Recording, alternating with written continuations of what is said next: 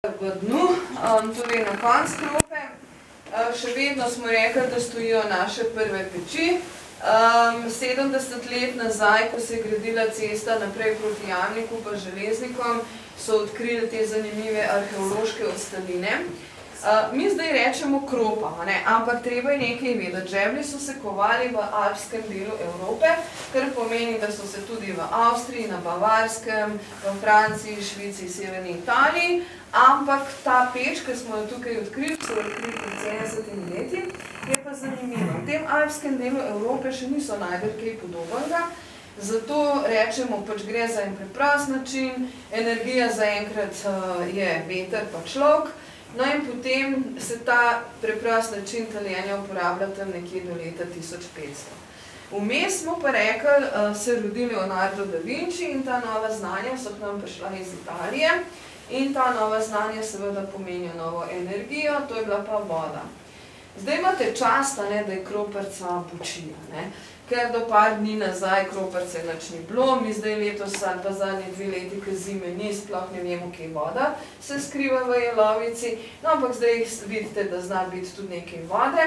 Se pravi, 50 vodnih koles se je včasih vrtelo na kroparci, kar pomeni, da je bilo veliko industrije in veliko energije. Zdaj, če ne bi bila toliko velika, bi šli recimo malo si jo pogledati, pa vidite prelive, kaskade, umetne zadeve, torej, če so rabili več energije, so naredili preliv, torej slap in tako naprej in so pač dobili energijo. Potem pa so ob kroparci zgradili sistem rak, torej to so vodna korita. Vodna korita so bila do začetka 20. stoletja lesena, potem je pač prišel kamen, zdaj je beton modern, se pravi, imamo rake, potem pa dobimo sistem vodnih korit pa vodnih koles.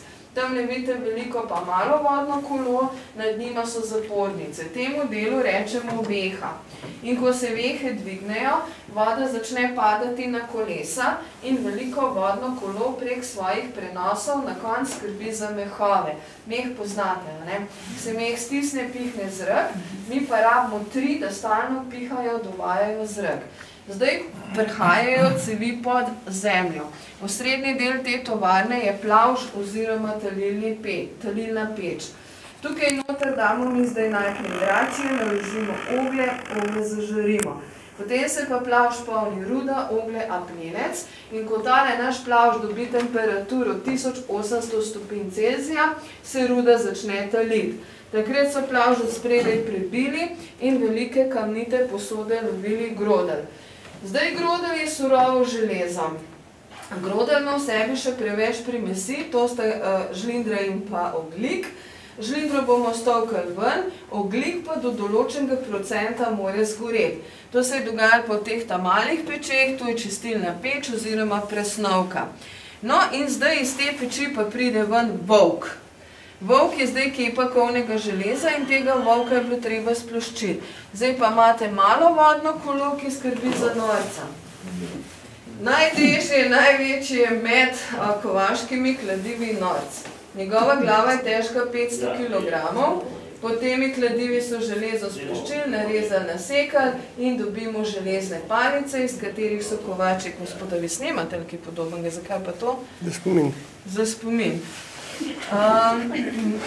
Torej železne palice, iz katerih so potem kovači žeblje kovali.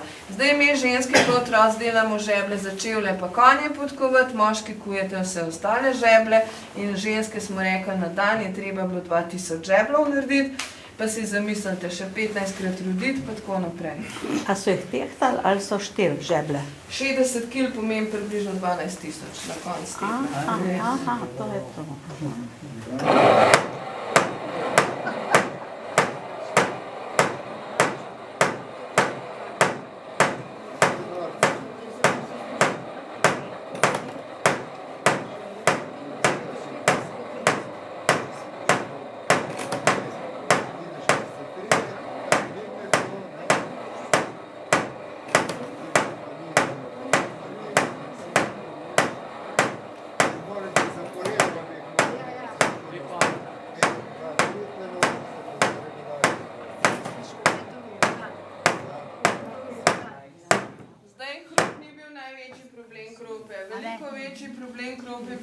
prazen zrak, poklicna bolezen krope je bila tuberkuloza, življenjska doba 30 do 35 let.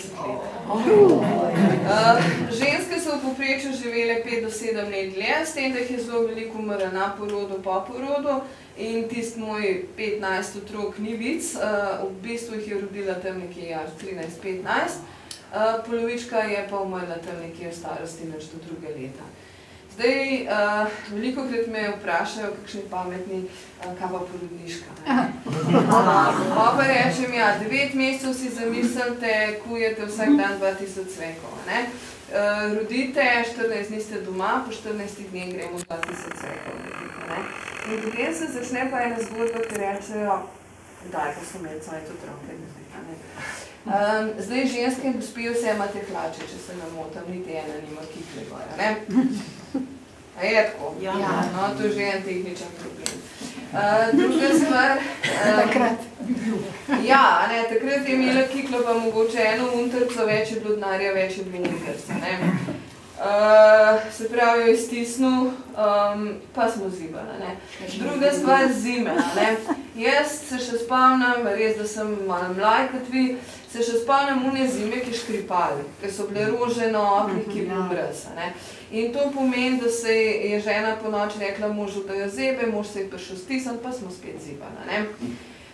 Ampak potem se pa pojavil en problem, vi imate 6, 7, 8 otrok in ko prijete domov, otrok zbira eden iPhone, eden iPad, eden skirco, eden ne vem koga, pa te reče, to ne rabimo, ne, pa bo šel v gostilno, pa še tisto, kar je mu bo zapil, mama bo pa šla borovnice nabirati, maline, brusnice, gobe in to je bil dodaten denar, s katerim so se lahko prebušile ta drugo utrco ali pa kakšne igrače oziroma karkoli za otroke, ne.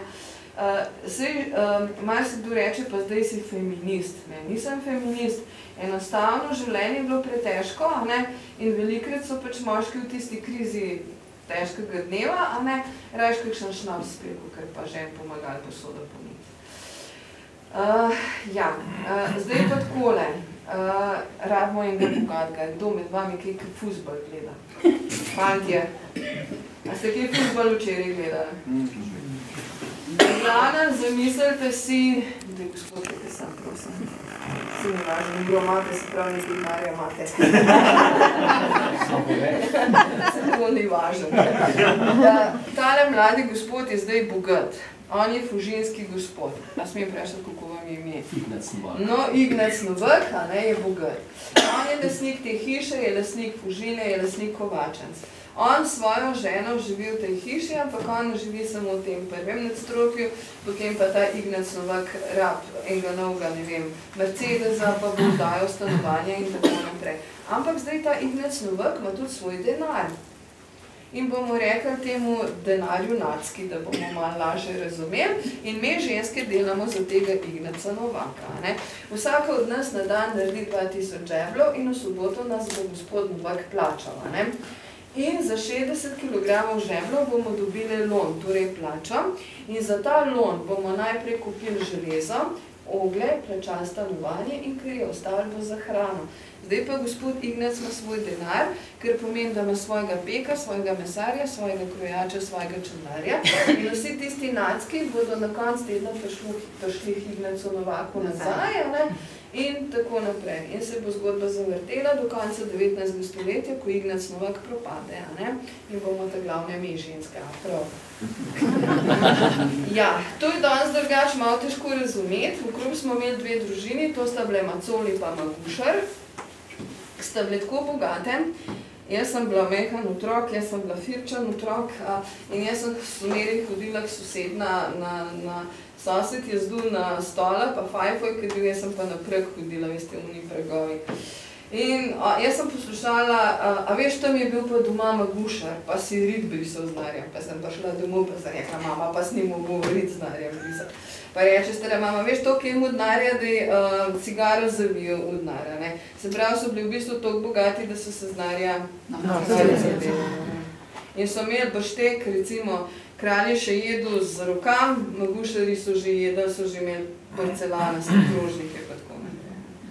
Sam hudič je bil pa v tem, ki so se v 20. stoletju ženo ta zadnjega Magušarja je bila Židinja in leta 36 so v bistvu, ker so meni okrog prodali, ker so zgleda nekako slutili, da prehaja vojna, ne, in so pač odšli živeti v Ameriko.